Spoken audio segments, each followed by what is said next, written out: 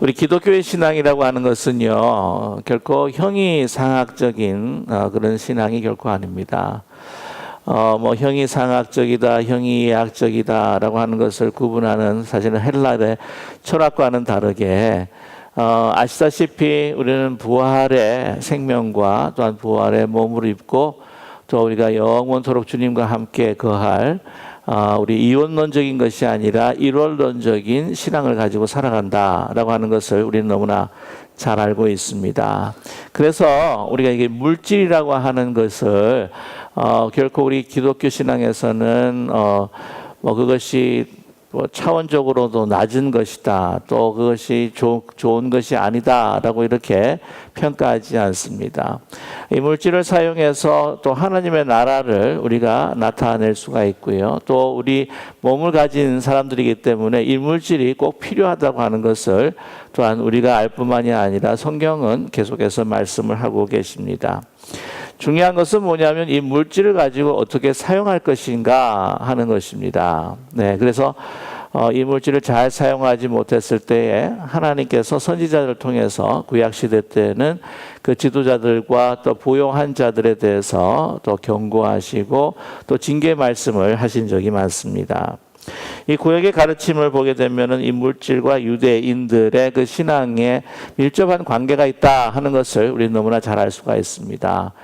잠언서를 봐도 그렇고요, 선지서를 봐도 그렇습니다. 율법서에서도 우리가 경제 생활을 어떻게 해야 할 것인가, 이 물질을 가지고 우리뿐만이 아니라 다른 사람들과 어떻게 나눠야 할 것인가 하는 것을 또한 구체적으로 많이 말씀해 주셨습니다. 신약의 가르침도 마찬가지입니다. 예수님께서 많은 가르침을 주셨는데 그 가르침 가운데에서 이 물질에 관한, 이 돈에 관한 이야기도 많이 하셨습니다. 예수님께서 말씀하신 예화를 보게 되면 한 38개 정도로 꼽고 있는데 그 가운데 3분의 1은 물질과 소유에 관한 것이다 라고 하는 것을 알 수 있습니다. 누가복음 6장 24절에서부터 26절까지 그 물질을 잘못 사용하는 그러한 부요함을 누리고 있는 사람들에게 경고하신 말씀이 있는데요. 예수님께서는요, 참 심하게 경고하실 때가 있었습니다. 그러나 화 있을진저 너희 부요한 자여 너희는 너희의 위로를 이미 받았도다. 화 있을진저 너희 지금 배부른 자여 너희는 주리로다. 화 있을진저 너희 지금 웃는 자여 너희가 애통하며 울리로다. 모든 사람이 칭찬하면 화가 있도다. 그들의 조상들이 거짓 선지자에게 이와 같이 하니라 라고 이렇게 누가복음에서도 예수님께서 경고하신 말씀이 있습니다. 이 누가복음의 말씀을 토대로 해서 야고보 감독이, 야고보 기자가 오늘 말씀하시는 그 1절에 대해서 우리로 말씀하신 것이 아니겠느냐. 들으라 부한 자들이여 너에게 임할 고생으로 말미암아 울고 통곡하라 라고 이렇게 말씀하고 있습니다. 그래서 예수님께서도 좀 여러 가지 돈에 대한, 물질에 대한 이야기를 하시면서 두 가지의 주인을 섬길 수가 없다. 하나님과 돈, 하나님과 매모니즘을 함께 섬길 수가 없다라고 이렇게 말씀하셨습니다.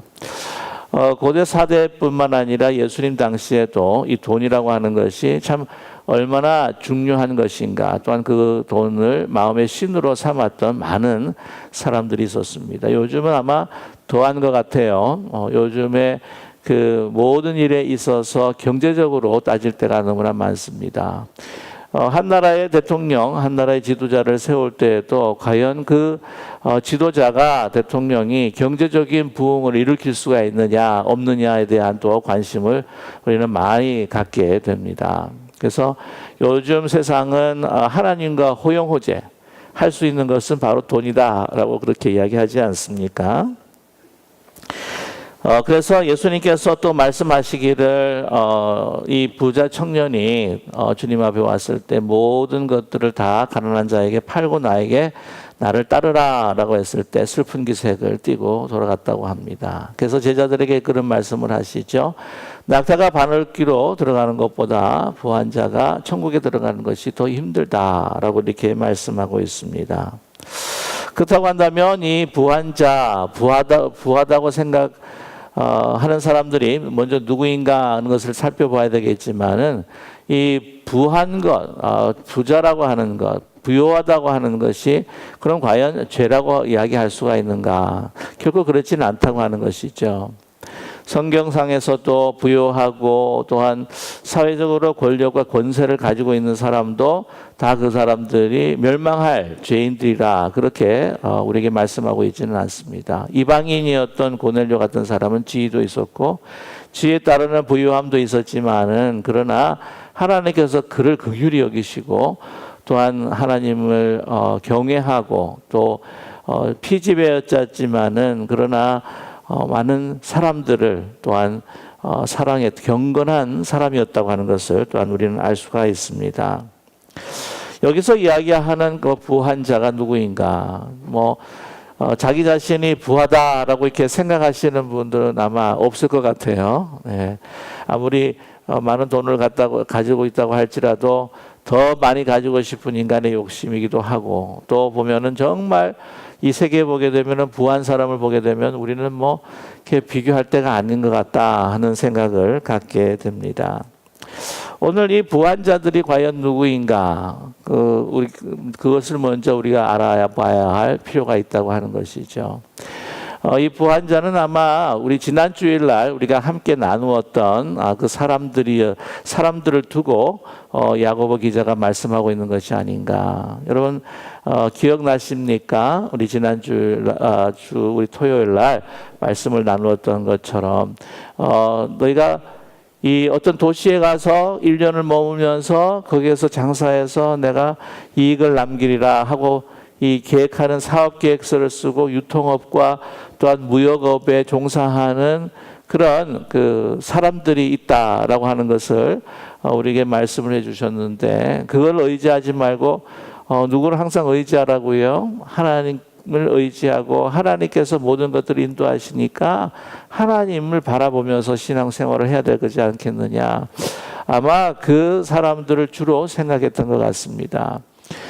그런 사람들이 믿는 사람이 더 있을 수도 있고요. 믿지 않는 사람이 더 있을 수 있을 것입니다. 그러나 이 야고보 기자는 그 교회 공동체 흩어져 있는 그 유대 그리스도인들, 특별히 유대 그리스도인들이 흩어져서 살아갈 때에 자기 생활의 방편으로 이제 이렇게 유통업이나 무역업에 종사할 때에 거기서 아마 많은 이윤들과 이익들을 남기면서 이 부요하게 된 그 사람들에 대한 이야기를 하고 있는 것 같습니다. 자, 그런데 말씀드렸다시피 부 자체, 물질 자체라고 하는 것이 결코 죄송합니다. 악한 것이 아니라고 하는 것이죠. 가난하다고 해서 또한 온전하고 거룩한 것도 아니고 부하다고 해서 또한 죄인이 결코 아니라고 하는 것입니다. 이 물질이라고 하는 것은 말씀드렸다시피 이것은 우리가 어떻게 핸들하느냐, 어떻게 사용하느냐가 가장 중요하다는 것이지요. 그런데 오늘 이 말씀을 보게 되면 그들이 어떤 이 부를 가지기 위해서 어떤 일들을 하며 또한 이 부를 가지고 난 다음에도 어떤 행동을 취하고 있느냐 하는 것을 구체적으로 우리에게 말씀해 주고 계십니다. 오늘 말씀 보게 되면은요, 2절에 그리고 3절 보면 너희 재물은 썩었고 너희 옷은 좀 먹었으며 너희 금과 은은 녹이 쓸었으니 이 녹이 너에게 증거가 되며 불같이 너희 살을 먹으리라. 너희가 말세에 재물을 쌓았도다 라고 이렇게 말씀하고 있습니다. 재물을 쌓는다고 하는 것은 아마 부의 축척을 이야기하는 것이겠죠. 축척을 하는데 어떤 모양으로 축척을 합니까? 계속해서 쌓다 보니까 재물이 썩을 정도로 쌓고 옷은 그냥 옷장에 끄적하게 있는데 이게 한 번도 잘 입지를 않아서 그런지 좀이 다 쓸었다고 하는 것이죠. 녹이 다 쓸어버리고 좀이 다 먹어버린 거 많은 것입니다. 요즘에는 화약약품이 좋아가지고는 나프탈린, 요즘 나플라탈린도 이 몸에 안 좋다고 그래가지고는 잘 안 쓰지만은 요즘 다 이렇게 약품을 써가지고 좀이 안 쓸도록 이렇게 보관하기는 하지만은 이 말씀은 이제 뭐냐면은 입지 않았기 때문에 어떻게 해요? 좀이 쓰기 시작했다고 하는 것이죠. 그래서 여러분 그렇게 많은 짐들을 가지고 특별히 이제 옷이 혹시 집에 많으십니까? 이런 이야기들을 하세요. 옷을 보고 1년 동안 한 번도 안 입었으면 갖다 주는 게 낫다. 그것이 우리에게 짐이 될 수밖에 없다. 그런 옷들이 이제 조물 먹는다고 하는 것, 쓰지 않는다고 하는 것이죠. 재물을 계속 쌓고 계속해서 옷을 쌓고, 또한 오늘 말씀 보게 되면은요 3절에 금과 은은 녹이 쓸었어요. 여러분 금과 은이 녹이 씁니까? 안 씁니까? 안 쓸어요. 이 말씀은 뭐냐면요 쓰지를 않는다는 것입니다. 계속해서 축적을 하면서 쓰지를 않고 거기에 남겨놓는다고 하는 것이죠. 그러면서 이것이 너희에게 너무 많이 과대하게 축적했다고 하는 것에 대한 증거가 된다라고 야고보 기자는 말씀하고 있습니다. 불에 대해서 과다하게 축적하고 있는 모습을 우리에게 보여주고 있습니다. 이 부한 자들 가운데서도요 이것을 사용하는 것이 아니라 계속해서 자기도 쓰지 않고 남을 위해서도 쓰지 않고 그냥 창고에 계속해서 과대하게 남아있는 그 상황을 우리에게 말씀해 주고 있다고 하는 것이죠. 그런데 왜 이렇게 축적을 할까? 여러분 아시겠지만은 미래를 더 준비하기 위해 미래에 어떤 사고가 일어나지 않을까, 미래에 모든 어떤 어려움들이 생기지 않을까 해서 그것을 하는 것이고, 또 축적의 의미는 아시겠지만은 자기가 얼마나 많은 것들을 소유하고 있는가를 통해서 다른 사람들에게 자기가 귀한 사람이라고 하는 그 명예를 얻는 도구로 삼기 때문이라고 하는 것이죠. 나중에 이 축적에 대한 그 이유를 여러분과 함께 좀 더 이 종말이라고 하는 개념을 통해서 여러분과 말씀을 좀 나누겠지만, 이 축적이라고 하는 것은 먼저 이것을 계속해서 싸움으로 인해서 자기를 과신하고 자기를 나타내고 또 미래에 대해서 어떤 일이 생기는 것에 대해서 준비하기 위해서 이거를 쌓으면서, 여러분 관계적으로 보게 되면은요 이웃들과의 관계가 멀어질 뿐만이 아니라 누구와의 관계가 멀어집니까? 하나님과의 관계가 멀어지게 된다고 하는 것이죠. 그 물질을 우리가 더 의지하게 될 수밖에 없다고 하는 것을 말씀하고 있습니다. 또 뿐만이 아니라 오늘 4절의 말씀을 보게 되면, 보라 너희 밭에서 추수한 품꾼에게 주지 아니한 싹이 소리 지르며 그 추수한 자의 우는 소리가 만군의 주의 귀에 들렸느니라 라고 이렇게 말씀하고 있습니다. 야고보 기자가 그 공동체 안에 있는 사람인지 아니면 그 밖에 있는 사람인지 우리가 정확하게는 우리가 파악할 수가 없겠지만, 여러분 아시다시피 우리 믿는 자라고 한다고 해서 다 우리가 하나님의 말씀을 준행하는 거룩한 사람은 아니라고 하는 것이지요. 교회 안에서도 세속화가 일어나게 됩니다. 교회 밖에서 가지고 있는 그 가치관을 그대로 가지고 들어와서 또한 이 공동체에서도 그 가치관을 가지고 행동하고 또 살 때가 있습니다. 그래서 이미 야고보 기자는 우리에게 말씀하셨죠. 부한 사람 귀걸이를 정지렁 어떤 좋은 옷을 입고 오는 그 사람들을 먼저 어떻게 해요? 상석에 올리고 대접하고, 또한 이 종과 같이 노예처럼 보이는 사람은 이렇게 천하게 생각해서 그냥 그 사람에게 박대하는 그런 일들이 지금 현대 교회뿐만이 아니라 이미 초대교회에서도 일어나고 있었음을 우리에게 말씀을 해주고 있습니다. 그러기에 이 부요한 자라고 하는 것은 결코 밖에 세상에만 사람뿐만이 아니라 또한 여기 교회 안에서 성도들의 그 삶의 모습을 또한 보여준다고 그렇게 생각할 수 있습니다. 그런데 그러한 부요한 자들, 이 축적하는 문제 그뿐만 아니라 과다하게 축적하는 부한 자들뿐만이 아니라 그들은 어떤 사람인가? 착취하는 사람이라고 하는 것을 우리에게 말씀해 주고 있습니다. 4절에 이미 여러분께 말씀을 드렸습니다. 이 다른 사람들의 그 목과 그 싹을 주지 않고 착취함으로 그들을 힘들게 하는 것에 대해서 이미 구약 성서에서 하나님은 경고하셨습니다. 그러지 말라고 그렇게 말씀하시죠. 레위기 19장 3절의 말씀을 보게 되면 너는 내 이웃을 억압하지 말며 착취하지 말며 품꾼의 그 싹을 아침까지 밤새도록 그 마음에 그것을 두지 말며 밤새도록 너에게 두지 말라고 우리에게 말씀을 하고 있습니다. 신명기 24장 14절 특별히 14절 15절의 말씀을 보게 되면 이렇습니다. 곤궁하고 비난한 그 품꾼을 너희 형제든지 내 땅의 성문 안에 우리하는 객이든지 그를 학대하지 말며 그 품삯을 당일에 주고 또한 해진 후에 미루지 말라. 이는 가난함으로 그 품삯을 간절히 바람이라. 그가 너를 여호와께 호소하지 않게 하라. 그렇지 않으면 그것이 내게 죄가 될 것이니라 라고 이렇게 말씀을 하고 있습니다. 그러니까 이게 품삯이라고 하는 것은 무엇입니까? 이게 하루하루 일용직이겠죠. 하루하루 벌어서 먹고 살아가는 사람들에게 있어서는 결코 그 품삯을 홀드하지 말아라고 하는 것입니다. 왜냐하면 그 품삯을 하루에 벌지 않고 그것을 가지지 않으면은 자기뿐만이 아니라 자기가 부양하고 있는 모든 식구들이 굶을 수밖에 없다고 하는 것이죠. 그것을 하나님께서 결코 원치 아니하신다고 하는 것입니다.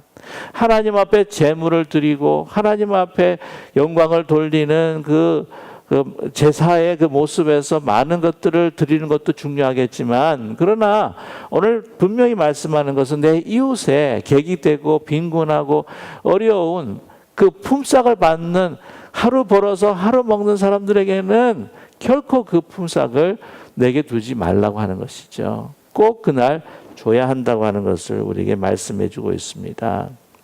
자, 그런데 오늘 그렇지 않은 사람도 있다고 하는 것이죠. 그런 부한 사람 가운데 어떤 사람이냐? 착취하는 사람에 대한 이야기입니다. 보라 너희 밭에 추수한 품꾼에게 주지 아니한 싹이 어떻게 한다고요? 소리를 지른다고 해요. 아니 무슨 싹시 그 돈이 막 소리를 막 지르는 거 보셨습니까? 이게 무슨 말일까요?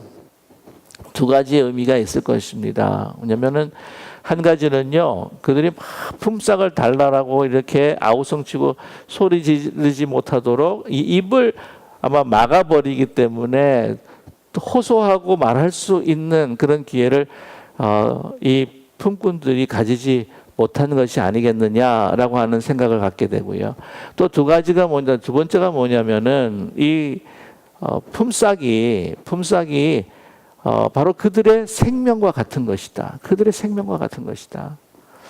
여러분 그 기억하시는지 모르겠지만은 그 아벨이 가인에게 죽임을 당했을 때에 하나님께서 가인에게 말씀을 하십니다. 그 나리 아우가 흘린 그 피가 묻은 그 땅이 나에게 어떻게 해요? 막 부르짖고 호소하고 있다고. 그 소리, 그 음성을 듣고 있다고 그렇게 말씀하지 않습니까? 그만큼 이 품삯이라고 하는 것이 그들의 생명이라고 하는 것을 우리에게 말씀해주고 있습니다. 우리 그 그리스도인들 가운데서 교회 생활을 잘 하시는 분들이 계세요. 잘 하시는 분들, 그리고 또 물질로 헌신하시고 또 이렇게 거룩한 모습을 보이는데, 그러나 이 사회는 틀려, 기업은 틀려. 그러면서 기업을 운영하시면서 그 크리스찬의 윤리를 가지고 운영하는 것이 아니라 정말 이 착취하시는 분들이 가끔 있다고 하는 것을 지상 보도를 통해서 우리는 듣게 된다고 하는 사실이죠.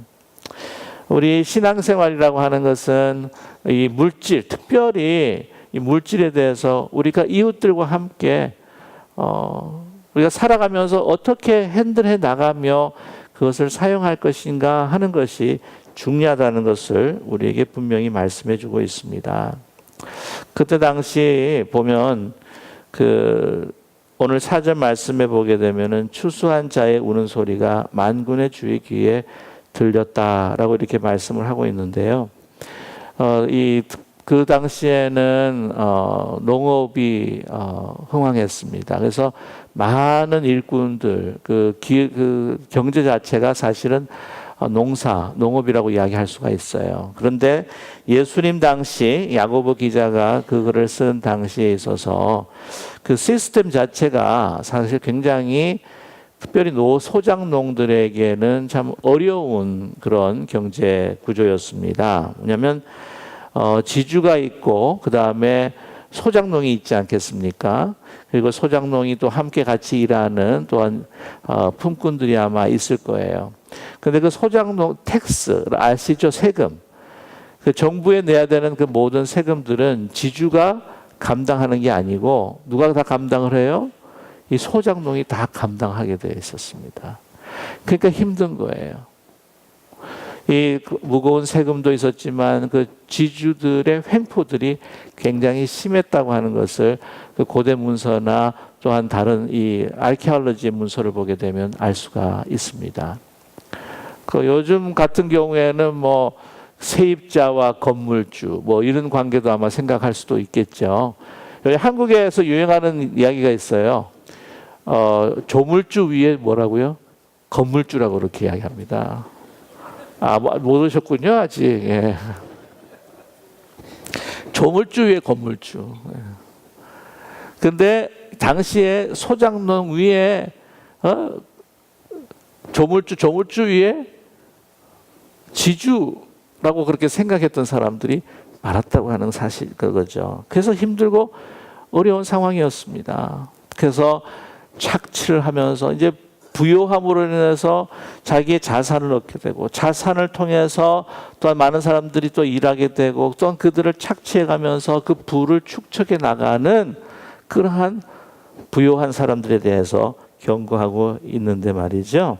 오늘 말씀을 보게 되면은 우리 5절 그러나 너희들 만군의 주의 귀에 들렸다는 거예요. 5절의 말씀을 보게 되면은 그 부유한 사람들은 그거 축적된 착취된 부를 가지고 어떻게 하는 사람이냐? 땅에서 사치하고 방종하는 사람이라고 하는 거죠. 방종이라고 하는 것은 그 한계가 없어요. 한계가.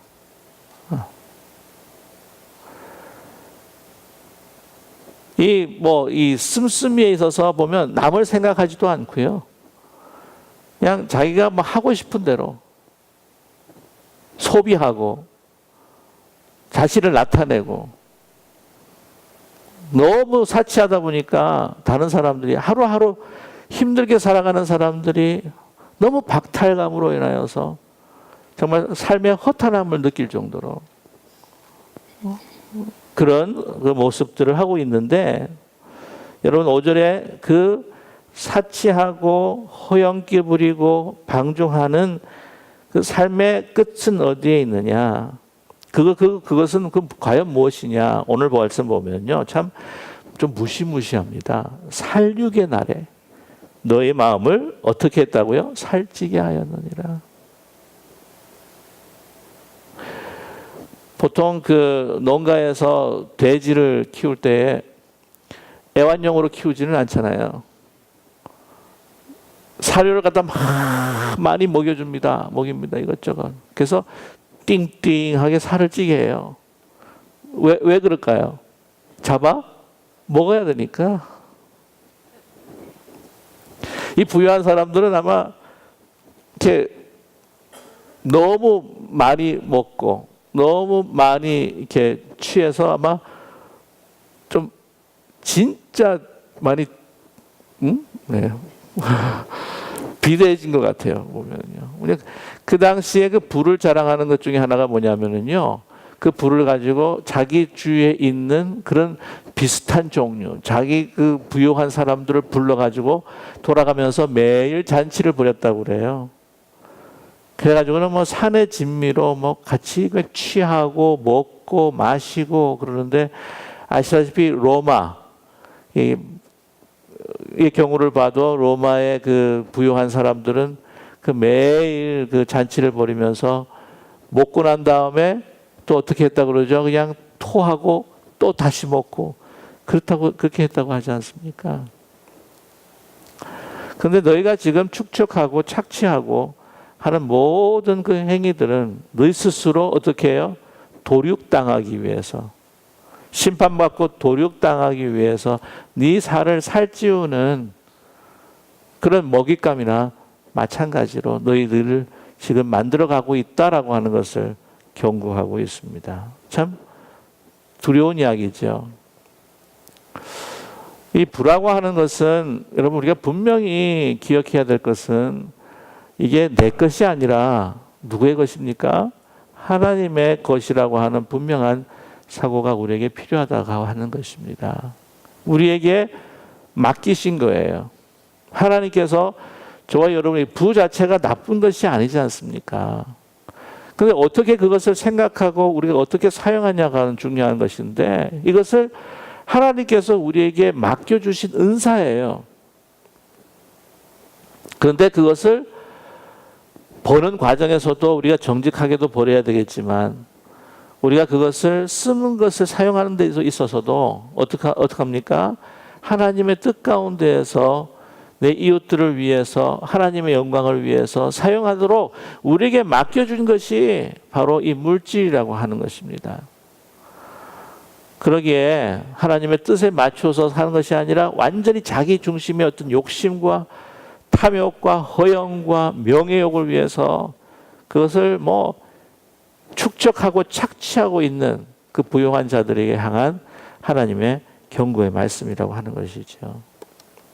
그러면서 이제는 그들이 결국 어떤 일까지 저질렀느냐. 6절의 말씀 보게 되면은요. 너희는 의인을 정죄하고 죽였으나 그는 너에게 대항하지 아니하였느니라 라고 말씀하고 있습니다.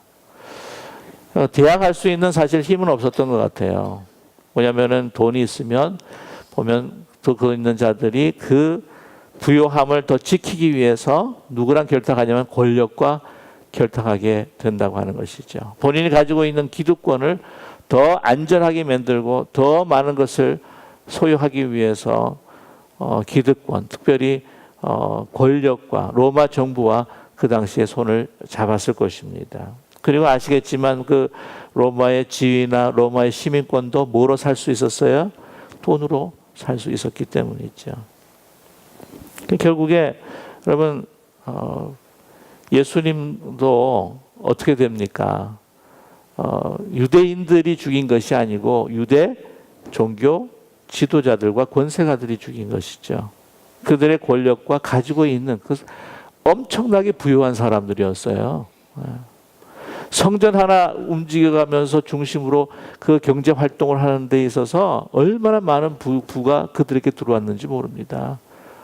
하나님의 그 거룩하심을 망쳐가면서 장사까지 하면서 그들을 부를 누렸는데 이 어떤 성전의 무용성에 대해서 이야기하시고 그들이 하고 있는 모든 작태에 대해서 경고하시고 이것을 선포하시는 예수님이 이게 이쁘게 보였겠습니까?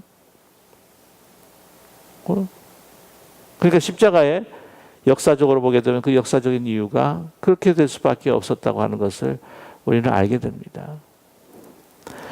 이러한 부유한 사람들에 대한 경고의 말씀이라고 하는 것이죠.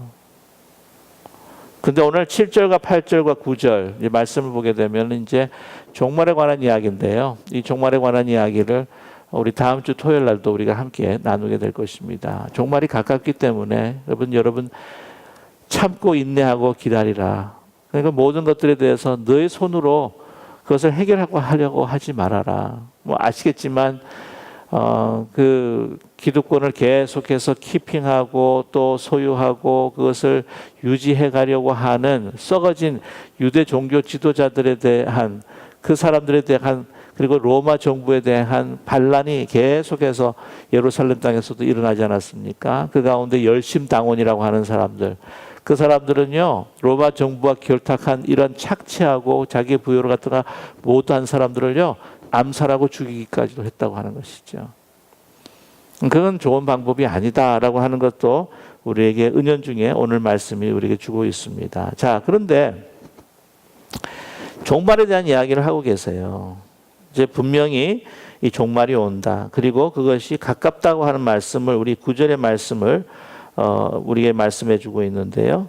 자, 9절의 말씀 같이 한번 읽어보겠습니다. 형제들아 서로 원망하지 말라. 그리하여 심판을 면하리라. 보라 심판주가 문 밖에 서 계시니라. 이렇게 당하고 있는 혹시 있는 사람들이 있다면 하나님의 의가 언제 임하십니까? 저 사람들을 가만두고 보실 것입니까? 라고 이제 우리가 한탄하고 하나님을 원망할 수도 있겠죠. 자기의 손으로 그 해결을 해보려고 열심당원처럼 행동하는 사람도 아마 있을 것 같지만 그러나 그러지 말라고 하는 것이요. 왜냐하면 하나님의 종말이 그 예수께서 다시 강림하시는 것이 임박했다. 임박했다. 그들은 자기 자신을 도륙하기 위해서 준비하는 사람들과 마찬가지니라. 예수님께서 강림하시고 심판의 날이 딱 오게 되면은 그 날은요, 어떤 이들에게는 기쁨으로 맞이하는 날이겠지만 어떤 이들에게는 어떻습니까? 이렇게 경고했던 부유한 사람들에게는 그 날이 오게 되면은 두렵고 떨리는 날이에요. 주의 재림은 그 종말이라고 하는 것은 어떤 게 희망이 되고 어떻게 기쁨이 될 수도 있지만 심판과 경고를 받은 사람들에게는 두렵고 떨리는 정말 도륙당하고 살족당하는 날이 될 수밖에 없다고 하는 것을 분명히 우리에게 말씀을 해주면서 이제 중요한 부분은 사실 우리 자신을 돌아봐야 할 필요가 있다고 하는 것입니다. 왜 종말에 대해서 이야기했을까? 여러분 초대교회 같은 경우에 당시에는요, 아시겠지만 물건들을 함께 다 통용했습니다. 가난한 사람들도 더 많이 들어왔죠. 더 부유한 사람들도 들어왔어요. 근데 그 부유한 사람들이 어떻게 했나요? 그 물질들을 바나바 같은 사람들은 다 팔아서 우리 함께 나누었던 사람이었습니다. 근데 이제 부작용도 있긴 있었어요. 이렇게 그 부유한 사람들에게 가난한 사람들이 더 자율적으로 내놓아야 되는 것이 되는데 그러지 않고 그렇게 갖고 있으면 뭐 하냐고 같이 나눠 먹자고 이렇게 푸시하기도 하고 그렇게 했던 경우도 있어요. 그런 부작용도 있었습니다. 그러나 많은 그 안에 그 성도들이 그렇게 자기의 물건들을 남에게 나눠주고 했던 이유가 뭐냐? 그 중에 중요한 이유 중에 하나가 뭐냐면 곧 그리스도께서 재림하실 것이라고 하는 종말론적인 신앙이었어요. 곧 오실 텐데 이게 다 뭐예요? 나에게 필요가 없다고 하는 거죠. 그런 생각 들지 않으시겠습니까? 내 삶이 얼마 남지 않았는데 뭐 예를 들어서 여러분 얼마 살지 못한다고 혹시 그런 상황 속에서 계속 여러분 물질을 모으시겠어요? 아니죠.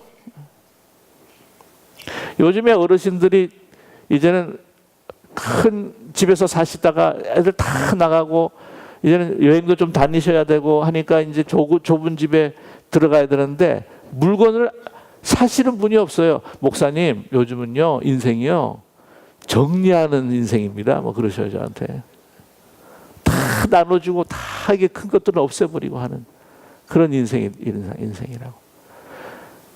근데 왜 사람들이 항상 더 많은 것들을 축적하기를 원하느냐? 요즘은 오래 산다고 생각하니까 요즘 한 100세까지 살아야 되는데 옛날에는 다 자녀들이요 다 우리를 봉양했기 때문에 그렇게 모으는 거에 대해서 그렇게 신경을 안 썼는데 오래 사셔야 되지요. 그렇다고 자녀들이 봉양하는 것도 아니지요. 보게 되면은 자식보다도 돈이 더 자식 같죠. 뭐 이러니까 한국에서는요 정말 이 물질이 없으신 도우 대책이 안 되신 분들은요 뭐라고까지 이야기하면 재수 없으면 100살까지 살아 그렇게 이야기하잖아요. 그러니까 요즘은 그런 개념 때문에 그냥 계속해서 뭔가를 그래서 요즘에 그 한국에서도 왜 그 도네이션 받고 그 NGO 단체, non-profit organization들 요즘 기금 마련하기가 옛날보다도 참 힘들어졌다라고 그렇게 많이들 이야기를 하신대요. 왜냐면 그래서 우리가 또 그 미래를 위해서 우리가 제가 축적하지 말라고 하는 게 아니에요. 뭐 노후 대책하지 마십시오. 그런 이야기가 아닙니다. 그냥 말씀을 드리는 거예요. 그러니까 우리는 어떻게 보면 때는 너무 과다하게, 너무 넘치게 하려고 하는 그 욕심 때문에, 그러한 두려움 때문에 우리가 하나님을 의지하고 하나님 앞에 매달리고 또 하나님께 주신 그 은사를 정말 때는 분수에 맞게 또 하나님께서 말씀하실 때 그것을 주님을 위해서 사용하고 하는 마음들을 우리가 잊어버릴 때가 있다고 하는 거예요. 그러나 중요한 것은 우리 내일 일이 우리가 어찌 될지 알 수 없는 우리들이고 지금까지 여기까지 온 것도 보면 우리가 걱정해서 많은 것들도 준비했기 때문에도 그럴 수도 있겠지만은 그 모든 것들을 주신 분이 누구이신가? 바로 하나님이라고 하는 사실을 우리가 잊지 마시고 우리가 감사하는 마음으로 우리가 뭔가를 거머쥐려고 하는 어떤 물질의 노예가 되지 말고 우리가 필요할 때 하나님께서 기도하는 가운데 말씀하시면 우리가 나누고 그것을 통해서 하나님 앞에 영광을 돌리고 조금이라도 민족과 열방 또한 이웃을 생각하면서 여러분 이 주신 물질들을 주님의 영광을 위해서 나눌 때에 그 물질은요 그냥 없어질 물질이 아니라 하나님께서 주의 뜻과 영광을 위해서 사용해 주실 거룩한 영적인 물질이 된다고 하는 사실을 믿는 저와 여러분 되기를 간절히 소망합니다. 그리고 쓰고 나눌 때 하나님께서 더 부어주시는 것이 하나님의 축복이요. 또한 여러분 물질뿐만이 아니라 내 마음속에 오는 더 큰 신령한 기쁨과 또한 그 감사와 그 은혜가 그 평강이 넘치는 그런 삶을 영위하시는 저와 여러분 되시기를 주님의 이름으로 간절히 축원합니다. 기도하겠습니다.